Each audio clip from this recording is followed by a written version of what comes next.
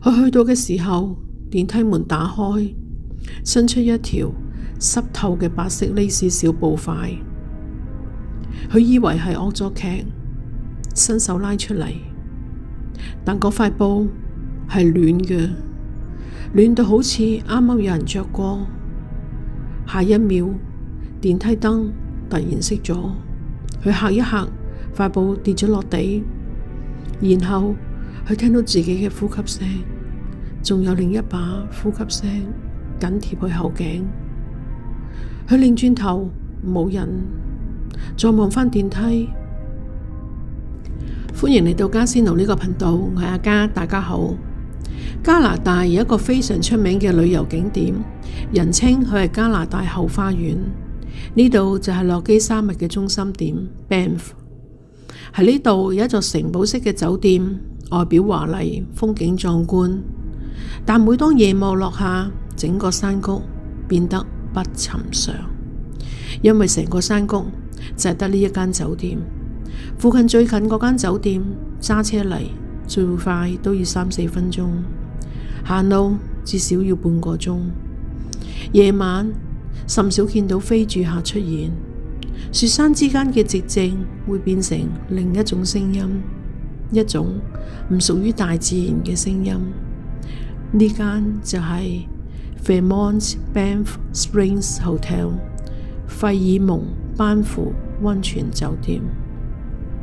今日同大家講下有幾單喺呢度嘅都市傳說，有幾個故事係酒店自己都默認咗嘅，有啲就係本地導遊互相流傳嘅。光鮮嘅表面下隱藏住加拿大最深最黑嘅靈異傳說。溫泉酒店建於1888年，用巨型石塊堆疊成歐洲式城堡。白天嘅佢華麗得好似童話，但夜晚嘅佢就好似一座巨型墓碑。施工期間有人跌落電梯槽，被壓住，直至腐爛發臭先俾人發現。有人話有2個工人影完合照，第2日都喺酒店裏邊失蹤，到而家都未揾得返。喺溫泉酒店入邊有一條被稱為不存在嘅樓梯，樓梯喺1930年封閉嘅，佢本嚟係通往一座已拆除嘅舊建築物。但奇怪嘅係，夜晚2點之後，有人會聽到腳步聲，一級一級由樓梯深處慢慢傳上嚟。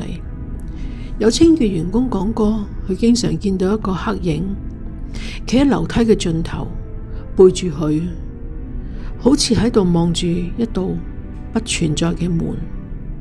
之後佢每日都帶定相機，諗住一見到佢就影低。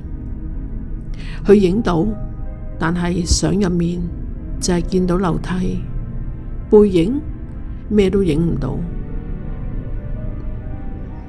關於死亡新娘呢個傳說，係溫泉酒店最經典嘅一個。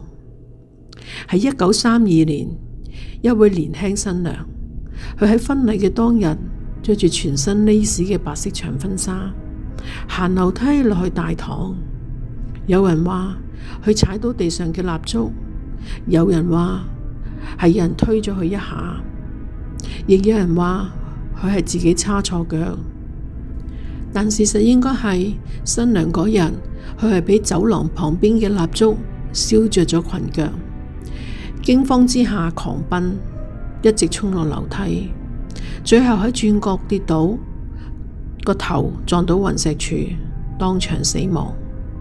之後嘅幾十年，保安、住客甚至酒店嘅管理層都見過佢。一個着白色婚紗嘅女仔，五官好模糊，冇表情，喺大堂跳舞，喺樓梯飄行，或者靜靜咁企喺走廊嘅盡頭。好多住客形容佢哋聞到一陣好輕微嘅玫瑰香水味，慢慢呢啲香水味變成燒焦嘅布味，隔一秒就會見到一個白影由樓梯扶手邊飄過。有傳聞話張新娘相係掛喺大堂樓梯附近，下次你去呢度玩可以嘗試去望下。資深員工都知道4樓有啲地方唔可以去嘅，夜班保安會兜路行，清潔員工唔會一個人入去，因為監控經常影到一個冇腳嘅影行過走廊。佢有身形有輪廓，但佢嘅腳係浮起嘅。有2名保安聽到女人笑聲，以為係客人飲醉酒，但走廊嘅盡頭只係得一部舊電梯。佢行到去電梯門，慢慢打開，入面空無一人，但地板有一個濕立立嘅腳印，只係得一隻腳。6樓亦有一個禁忌房間，傳聞話入面曾經發生命案，但酒店從未公開。有住客話凌晨3點，佢瞓到朦朦朧朧，想去廁所，見到床尾坐咗個影。雖然光線不足，唔係睇得太清楚，但佢都見到個影慢慢拉長，好似煙咁升起，變得又高又瘦。嗰一下，個影突然飄到佢耳邊，同佢講：你見到我啊？佢即刻開燈，房入面除咗自己就見唔到其他人，但係床上面嘅枕頭同床褥微微凹陷，就好似有人一直瞓緊佢旁邊。酒店8樓有一段奇怪嘅走廊，所有房間都整齊排好，房間號碼都係871、872、874、875，唯獨就係冇咗873。但奇怪嘅唔係房號咁簡單，而係塊牆。嗰塊牆無論燈光點樣調整，都會反射出一種唔屬於呢個年代嘅光澤，好似入面藏住咗啲嘢。傳說中873號房曾經發生過一場家庭滅門慘案，老公精神失常，殺死咗老婆同埋個女，然後喺房入面自殺。酒店企圖重新裝修嗰間房，但每一次清潔員工都會喺浴室鏡上邊見到細路嘅手印，點抹都抹唔乾淨。最後酒店唯有將成間房封咗，直接插走個門，再用磚去砌咗塊牆。好多住客講過同一件事，夜晚經過873附近，走廊會突然變得好凍，就算夏天都會覺得好似行咗入一個唔屬於而家嘅空間。附近嘅住客話，夜晚會聽到細路女嘅喊聲，有女人細細聲講嘢，最恐怖嘅係有人聽到牆後面傳嚟輕輕嘅敲門聲，一下一下，好似要人放佢哋出嚟咁。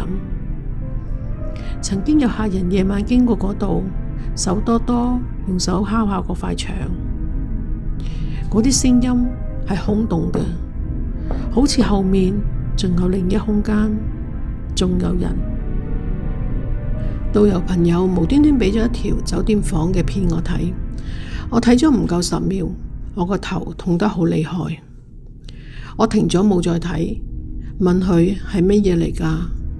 佢先話我知，原來係佢個客入住咗875號房影嘅片。875就正正係873旁邊，所以我絕對相信呢一度係有嘢嘅。因為呢一個傳聞傳得熱烘烘，令到附近新起嘅酒店都唔再有873號房。喺60年代有一個 bell boy，佢叫 Sam， 生前好熱心，好幫手。有6樓嘅住客開唔到房門，Sam 即刻出現幫佢開鎖。有人孭住重行李，Sam 默默幫佢拉喼。